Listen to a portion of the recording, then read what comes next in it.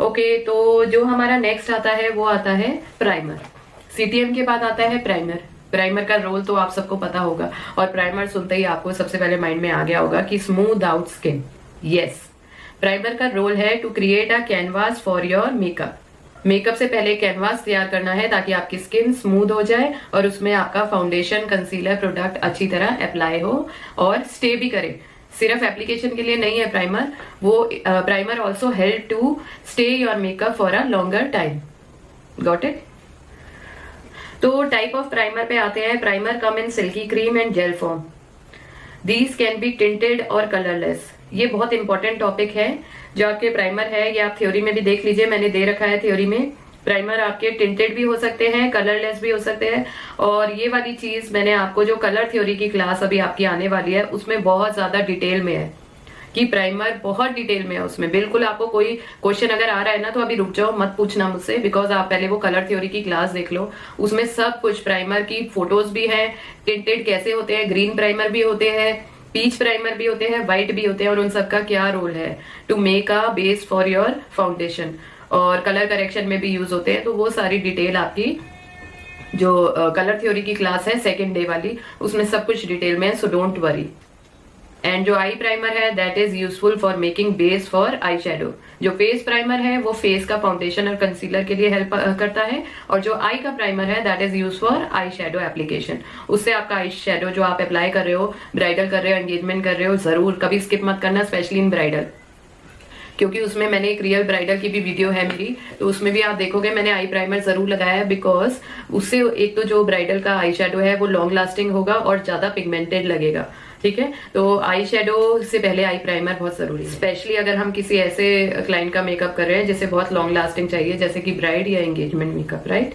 When to use makeup primer? Obviously after CTM process.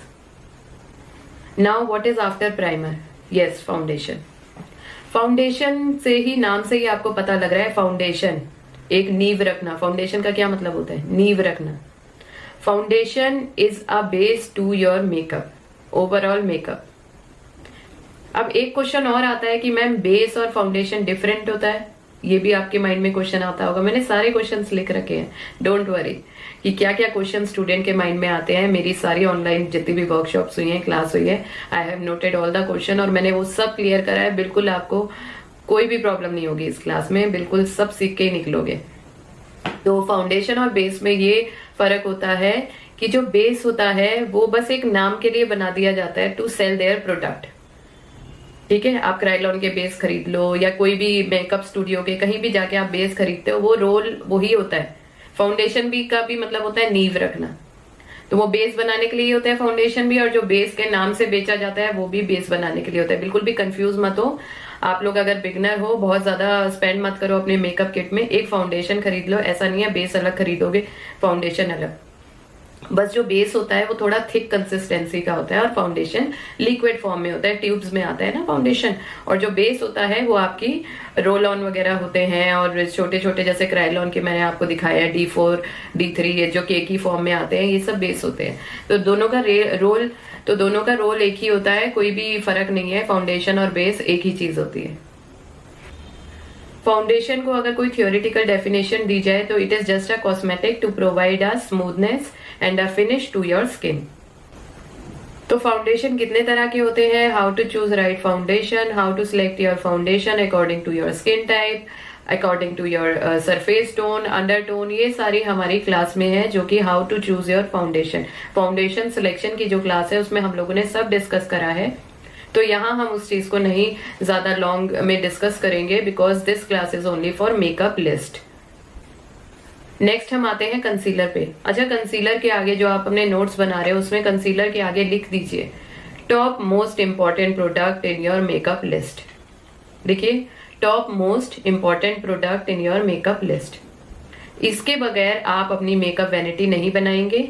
चाहे आप self makeup सीख रहे हो, चाहे आप मेकअप आर्टिस्ट बनना चाहते हो, चाहे प्रोफेशनल बनते हो, सेल्फ मेकअप भी सीख रहे हो, तो आप इतने सारे प्रोडक्ट लगा देंगे, फाउंडेशन, मस्कारा, महंगे से महंगा फाउंडेशन, महंगे से महंगा mascara.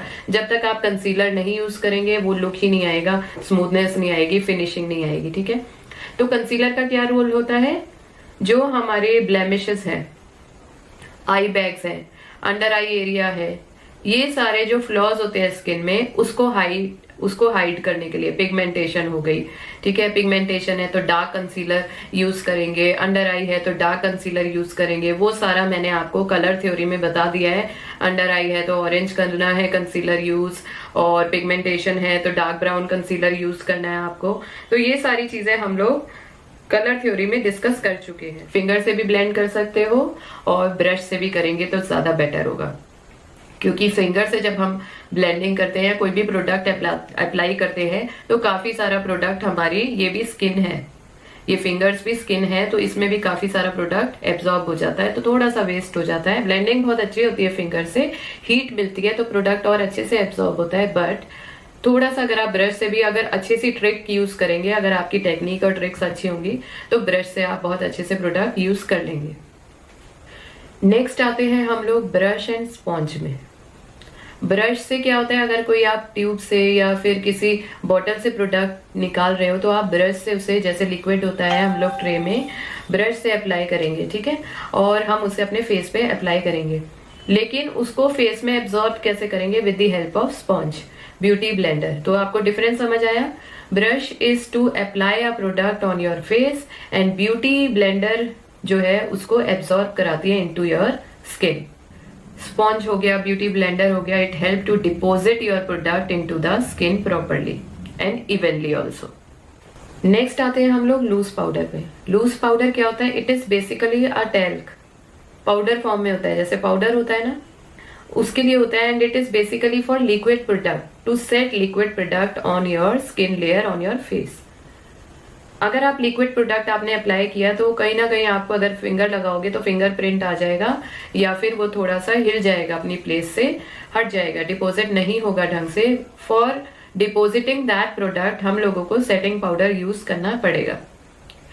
And it also help in avoiding excess oil production.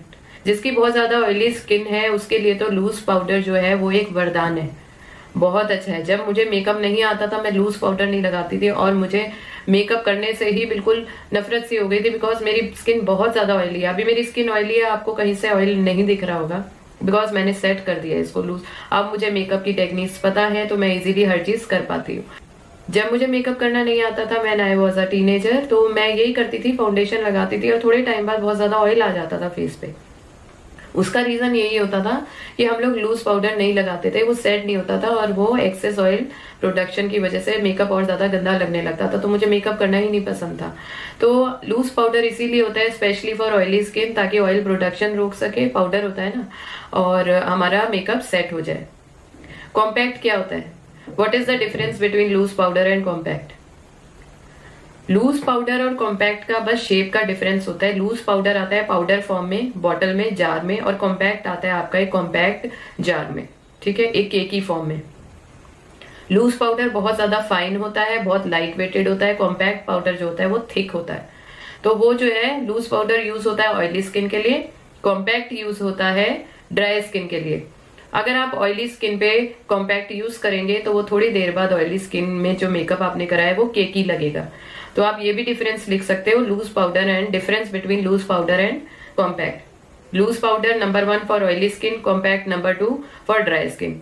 Loose powder is very fine and light weighted, जिसको बहुत लाइट कवरेज चाहिए, उसका कवरेज से कोई लेना देना नहीं है। कवरेज आपको देनी है फाउंडेशन में, बस फाउंडेशन को, लिक्विड प्रोडक्ट को सेट करने के लिए लूज पाउडर। और जो कॉम्पैक्ट है उससे आप कवरेज भी दे सकते हो। मॉइस्चराइजर के बाद सीधा, अगर आपको आपके डार्क सर्कल्स नहीं है, पिगमेंटेशन नहीं है, आपकी अच्छी स्किन है, तो आप मॉइस्चराइजर के बाद कॉम्पैक्ट भी लगा के आप अपने ऑफिस में जा सकते हो, या कोई पार्टी में जा रहे हो आप कॉम्पैक्ट भी अप्लाई कर सकते हो, बिकॉज वो थोड़ा कवरेज भी देता है, उसमें थोड़ा टिंट भी होता है, फाउंडेशन भी थोड़ा सा होता है। तो जो कॉम्पैक्ट है वो आप एज अ फाउंडेशन भी यूज कर सकते हो अगर आपको बहुत लाइट कवरेज चाहिए, और लेकिन only for dry skin, not for oily skin.